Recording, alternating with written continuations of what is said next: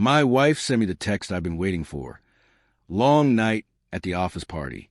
Going to sleep at a colleague's place. Don't wait up. I replied, that works out perfectly. I have company tonight, too. 20 minutes later, she stormed into our condo, absolutely furious, only to find me having a nice family dinner with her own mother and sister. I just calmly asked her, so, which colleague's house? Was it Mark's? The married one you've been messaging? This story is unbelievable, and you are not going to want to miss a single second of how it all unraveled. This is Inspiration Seeker. Before we dive into the trap I set, do me a favor and make sure you subscribe to the channel. Hit that like button so we know you like these stories, and tell us in the comments if you've ever caught a liar red-handed. Now, let's get started. You know, there's a specific kind of cold that settles into a marriage. It doesn't happen all at once. It happens degree by degree, until you're sitting in your own living room, looking at the person you promised your life to, and realizing you don't even know them. Our Chicago condo, which used to feel so warm, now just felt empty, even when my wife, Jessica, was home. My name is Ryan, and for the last 6 months, I've been watching my marriage fall apart in slow motion. It started with the mandatory networking events. Jessica is ambitious. She's a marketing executive downtown, and I've always admired that about her. But suddenly, these events were happening 3, sometimes 4 times a week. I work from home as a software developer, so I'm always here. I see the patterns. I saw her coming home at 1 a.m., or sometimes not until 3 a.m., smelling faintly of expensive wine and a perfume that definitely wasn't hers. And then there was the phone. That phone became her closest confidant. It was like a third person in our marriage. She started taking it into the bathroom when she showered. She'd take urgent work calls out on the balcony, even when it was 30 degrees and snowing. She used to just toss her phone on the kitchen counter when she got home. Now, it lived screen down, permanently on silent, or clutched in her hand like a lifeline. But the worst part? She thought I was stupid. She thought because I'm the quiet, stable, work-from-home guy, I was just oblivious. She'd pat me on the head in the morning, kiss my cheek, and say, "Don't wait up tonight, honey," with this look in her eye, a mix of pity and annoyance. She underestimated me, and that was her biggest mistake. The final nail in the coffin of my denial came last Tuesday. I was sorting our mail, and a credit card statement had fallen out of her designer purse. I usually wouldn't look, but a receipt was stuck to it. Gibson's Bar and Steakhouse. A $200 dinner. For 2. I remember that night. That was a night she claimed she was stuck at the office with cold pizza, finishing a presentation. That was the moment I stopped being a grieving husband, and I started planning. That steakhouse receipt changed everything. It was a concrete proof I needed that my gut wasn't just being paranoid. The sadness I'd been feeling for months started to harden. It turned into something else, something cold and sharp. So I stopped moping and I started watching. My focus zeroed in on that phone. It was the source of all her stress. Jessica was careful, I'll give her that. But she wasn't perfect. One evening, about a week later, she was on the balcony taking another one of those urgent, hushed calls. She left her phone on the nightstand while she grabbed her glass of wine. I didn't even have to touch it. The screen lit up. A new message. And the lock screen preview said it all. "Mark Vance, you were amazing tonight."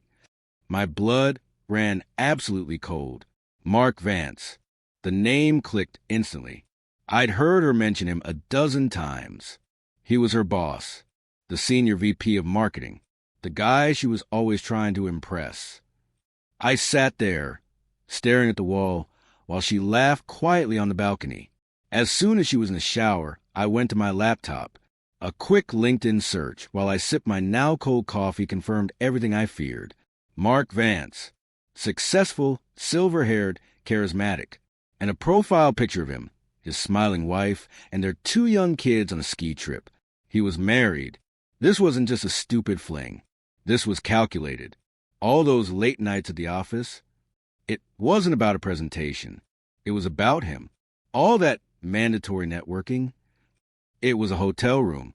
The investigation became an obsession. I wasn't proud of it, but I had to know the full scope of the lie. I logged into our old joint credit card account, the one she probably forgot we still shared, the one we kept for emergencies. And there it was, a charge from 2 weeks ago. Tiffany and Company. It wasn't a huge charge, maybe $500. But it wasn't for me. My birthday was months ago. It wasn't for her mother or her sister. And then the sickest part hit me. I hadn't seen her wear a single new piece of jewelry. He bought her a bracelet. And she wasn't even wearing it home. She was taking it off, hiding it in her purse like a cheap piece of contraband, all before walking to the door to kiss her oblivious husband. She was treating me like a roommate, a convenience, the guy who pays half the mortgage and takes out the trash. She really thought I was a fool. And that's when I knew I couldn't just confront her. No, I was going to make her confront herself. I didn't have to wait long. The very next Friday, she walked right into the web. I was in the kitchen making coffee, acting like it was just another day. She came out of our bedroom, already looking incredible. She was wearing a sleek black dress, one I hadn't seen before. It definitely wasn't office party attire. It was expensive hotel attire. She came up behind me and put her hands on my shoulders, giving me a quick, sterile kiss on the cheek. "Hey, babe," she said, her voice already in performance mode. "Just wanted to let you know, don't wait up for me tonight." I turned around, holding my coffee mug, and gave her my most neutral, supportive husband look. "Oh, yeah? Big night." "Ugh, the biggest," she said, rolling her eyes perfectly. "It's that huge corporate party I mentioned, the one at the hotel downtown." I just nodded. "Right, the mandatory one." "Exactly. It's a mandatory attendance thing. All the VPs, all the clients, it's just, ugh." She did this little fake shiver of annoyance. "Honestly, Ryan, it's going to go all night. The after party, the networking, you know how it is. It's just easier if I, just crash at a colleague's place nearby.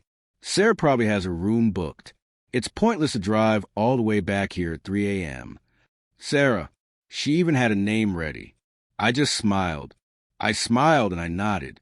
"Yeah, no, that makes perfect sense. Honey, don't worry about it. I'll just be here working on my new project anyway." "You're the best," she said, grabbing her purse. "Thanks for being so understanding." "Always," I said, and then she was gone. The door clicked shut, leaving the scent of her expensive perfume hanging in the air. I stood there in the silence for a full minute, just listening to the hum of the refrigerator. Here's the thing.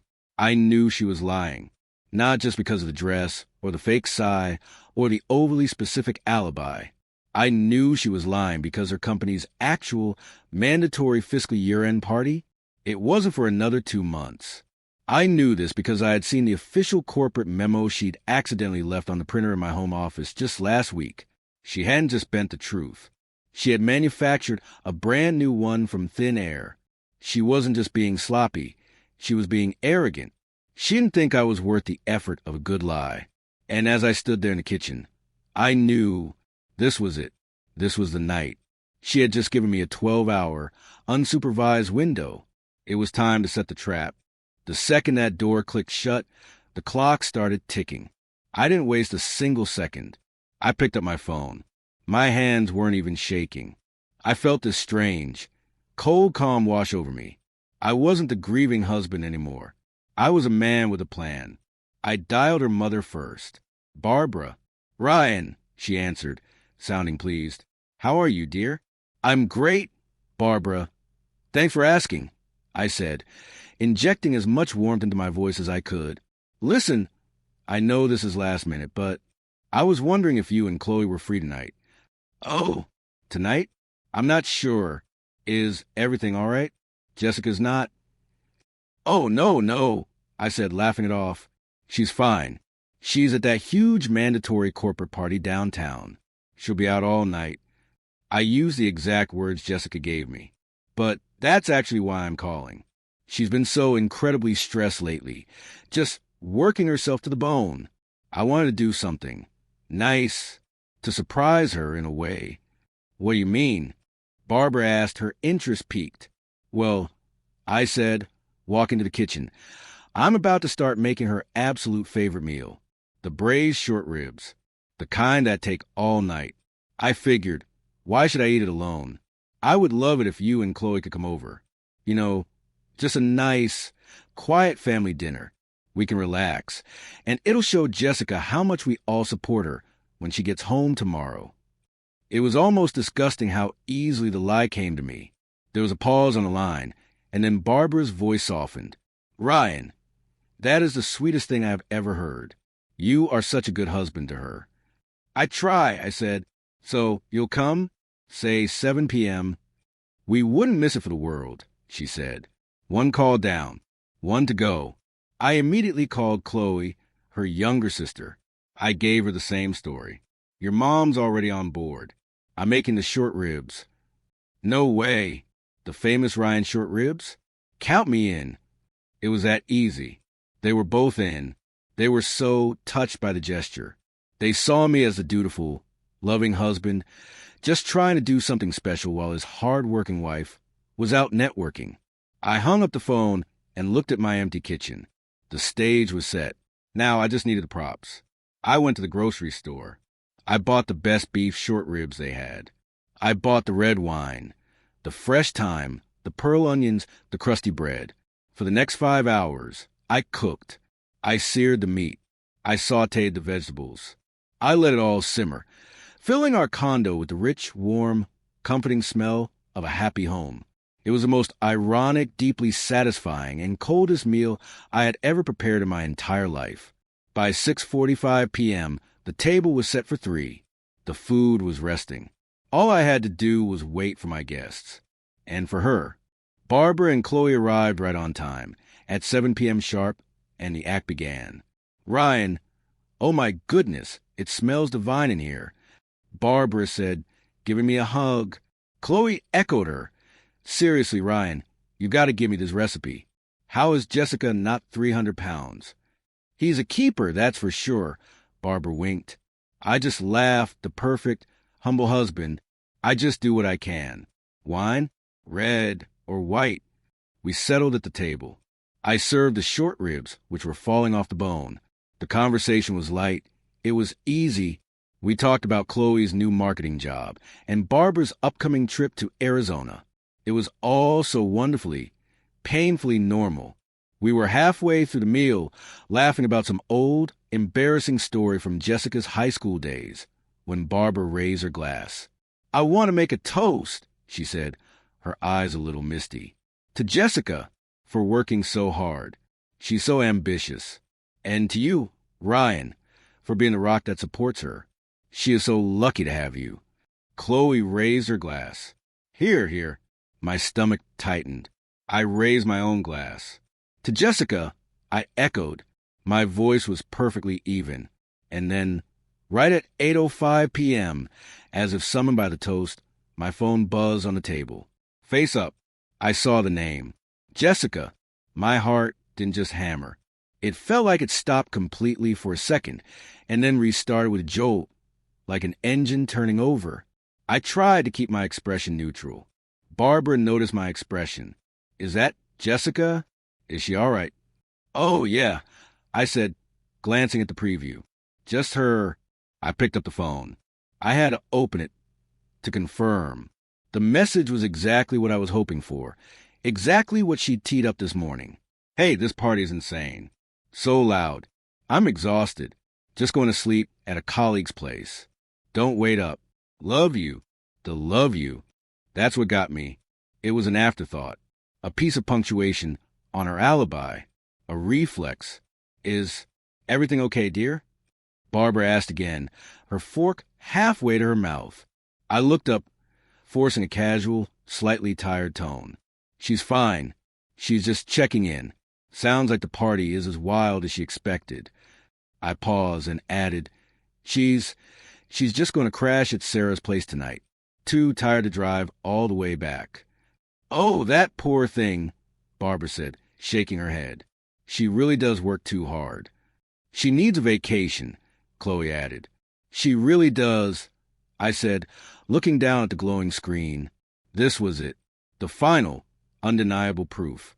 She had just confirmed her lie, in writing. She had just handed me the loaded gun. All I had to do was pull the trigger. I didn't reply immediately. That would be too eager. Too reactive. I was in control of this. I put my phone down, screen up, letting her lie sit there on the table between me, her mother, and her sister.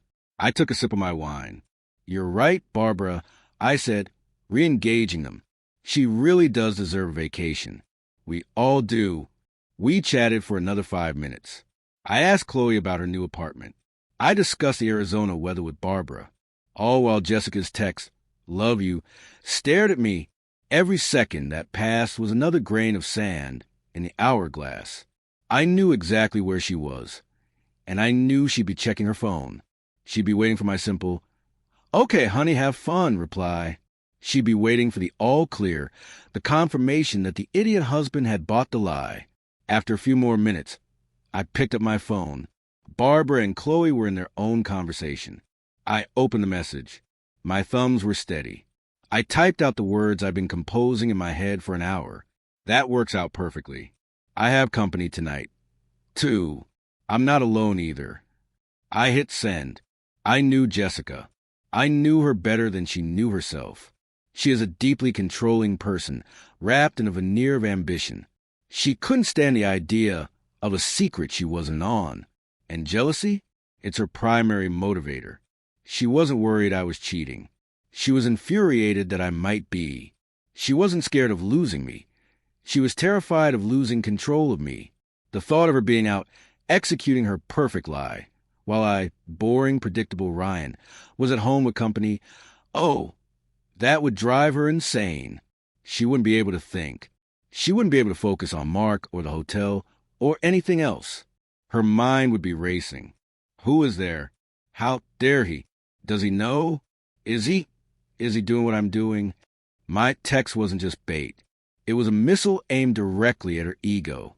I placed my phone very deliberately, face down on the table. A little click as the glass touched the wood.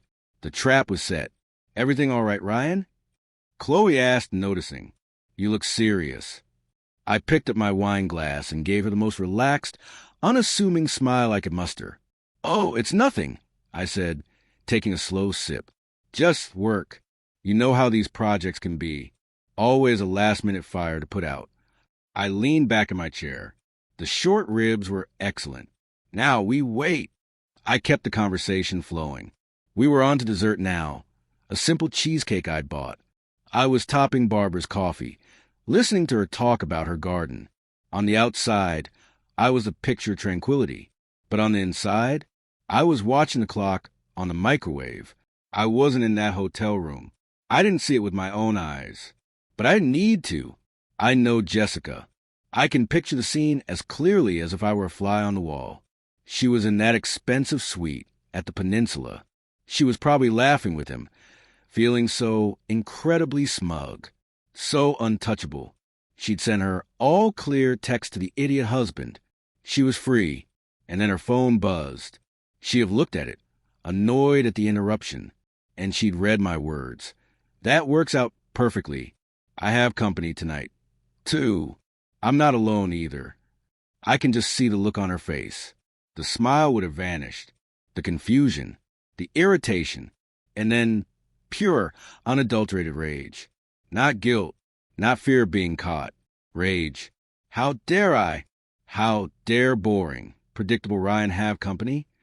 How dare I have a secret, while she was the one supposed to be having the secret? The hypocrisy would be completely lost on her. All she would feel is that white-hot, jealous fury. She must have scrambled. I can hear her voice, suddenly high and thin, making a panicked excuse to Mark. "Oh my God, it's my sister. Something's wrong at home." Or, "My mom, I think she fell. I have to go. Now." She wouldn't have even bothered to fix her hair. She'd have grabbed her purse, shoved her feet into her shoes, and bolted from that multi-$1,000 suite. She wouldn't have waited for the valet. She'd have run to the garage. She would have flown through the streets of downtown Chicago. That drive from the Peninsula to our condo, especially on a Friday night, it's 40 minutes. Easy. She made it in 20. I can just picture her, gripping the steering wheel, her knuckles white, weaving through traffic, running yellow lights, her mind absolutely spiraling. Who is there? Who is he with? Is he mocking me? Does he know? Meanwhile, back at our condo, I was offering Barbara a slice of cheesecake. Just a small one, Ryan. She was saying, "I'm stuffed." I looked at the clock on the oven. 8:24 p.m. And then at 8:25 p.m. on the dot, we heard it. It wasn't the normal sound of a key in a lock. It was a slam, a key jamming into the deadbolt, a violent turn, and the front door bursting open, crashing against the interior wall. The sound of the door crashing open was like an explosion in our quiet, domestic scene. Barbara let out a small scream. Chloe dropped her fork, and it clattered loudly against the dessert plate. And there, in the doorway, was Jessica. She was a whirlwind. Her hair was a mess, like she'd been running her hands through it. Her cheeks were flushed bright red, a mixture of cold air and pure adrenaline. Her expensive black dress was slightly rumpled. She wasn't wearing her coat, but it was her eyes. Her eyes were wide, panicked, and scanning the room like a predator. She hadn't even registered who was there yet. She was just looking for the threat. She was looking for the company. Her gaze was locked on me. "Ryan!" she screamed. Her voice was sharp, breathless from running up the stairs. "Who is here? What did you mean by that text? Who is with you?" She took 2 more steps into the living room, her keys still clutched in her fist. And then she froze. Her eyes finally focused. They moved from me to her sister, to her mother, who was staring back, her hand over her heart. It was the most beautiful, terrible silence I have ever experienced. You could see the gears in her head grinding to a violent halt. The white-hot rage that had propelled her across the city in 20 minutes instantly vanished, replaced by a cold, pale horror. This wasn't what she expected. She was braced for a fight. She was ready to find me with another woman. She was not ready to find me having a quiet cheesecake with her mom. She just stood there, completely exposed. Barbara was the first to speak. Her voice was trembling, confused. "Jessica, what in God's name is going on? What's wrong? You look frantic." "Jess," Chloe chimed in, her eyes wide. I thought you were at the corporate party. What are you doing here?" Chloe looked down at her sister's dress. "And you're not dressed for a party. Not a work party, anyway." Jessica's mouth opened and closed. A little choking sound came out. She was cornered. You could see her mind racing, trying to find an angle, trying to build a new lie on the spot to cover the first one. The party," she stammered, her eyes darting between us. It ended. It ended early. I just... She couldn't finish. She had nothing. All the sound in the room seemed to drain away. There was just the hum of the refrigerator. I hadn't moved. I was still standing by the table, holding the coffee pot. I let the silence hang there for another 5 agonizing seconds. I let her drown in it. And then, in the calmest, clearest voice I could manage, I stepped into the silence. I set the coffee pot down on the table very slowly. The thud was the only sound in the room. Jessica was still frozen by the door, her chest heaving. Her eyes were wide with panic, darting to me, then her mother, then back to me. She looked like a trapped animal. She was trapped by the truth. She was trapped by the smell of short ribs. She was trapped by her own family. The party ended early? I asked. My voice wasn't angry. It wasn't loud. It was just quiet, curious. "Why, yes," she stammered. "It was disorganized. I decided to just come home." I nodded slowly. "That's strange. You texted me 20 minutes ago. You said you were exhausted. You said you were sleeping at a colleague's house." Her face went even paler. She had forgotten her own alibi. I changed my mind," she said, her voice weak. "I see." I took a step closer. Barbara and Chloe were rigid, their heads swiveling between us like they were watching a tennis match. "So," I said, keeping my voice perfectly level, Which colleague's house were you planning on staying at, Jessica? The one you were supposedly sleeping at. She just stared at me, mute. Was it Sarah's? I asked, using the name she'd so casually offered me this morning. Did Sarah's plans change? Or... I let the word hang in the air. I let it stretch. Or was it Mark Vance's hotel room? The name hit the air and seemed to suck all the oxygen out of the room. Jessica flinched. A tiny, almost invisible movement, but I saw it. It was a direct hit. Barbara gasped, her hand flying to her mouth. Mark Vance? Her boss. Chloe just looked confused. What are you talking about, Ryan? Jessica finally found her voice, but it was pure, desperate offense. What did you just say? How dare you? You're accusing me. Am I? I said. I didn't raise my voice. I was done yelling. I was done being emotional. I'm just asking a question, Jessica, because you seem confused. You told me you were at a party. You told me you were staying at Sarah's. But 20 minutes after I texted you that I had company, you burst through that door like a maniac, expecting to catch me. So, where did you come from, really? I took another step. Was it the Peninsula Hotel? Is that where he's staying? The married one, Jessica? The one you've been texting for 6 months. She had no words. Her entire elaborate world of lies had just been dismantled, piece by piece, in front of the two people whose opinion she values more than anyone's. She looked at me, and the panic was gone. It was replaced by pure, unadulterated hate, the look of a narcissist who had just been checkmated. Barbara just stared at her daughter. Her face was a mask of confusion and dawning horror. Jessica, she whispered, her voice trembling. What is he talking about? Is this true? This was Jessica's last chance, her last exit. She could have broken down, confessed, apologized, but she didn't. Instead, she turned on me. He's lying, she shrieked, her voice cracking. He's paranoid. He's been spying on me. This is insane. Mom, look at this. He set this all up. He trapped me. I just laughed. It wasn't a real laugh. It was this short, sharp, bitter sound. Trapped you? I said, walking past her. Did I trap you, Jessica? Or did you just finally run into truth? I went over to the small, antique desk in the corner, the one where I kept our important papers. Barbara and Chloe watched my every move. I opened the top drawer. She thinks I'm paranoid. I said to my mother-in-law, my back to Jessica. She thinks I'm making it up. I pulled out the file I had started 3 weeks ago. I walked back and didn't hand them to her. I tossed them onto the coffee table, right next to the half-eaten cheesecake. I didn't trap you, Jessica. I just stopped ignoring what was right in my face. I pointed to the first paper. There's a credit card receipt from Gibson's Bar and Steakhouse. $212. For two, from the night you were stuck at the office with cold pizza. Barbara's eyes went wide. I pointed to the next one. And here's the joint account statement.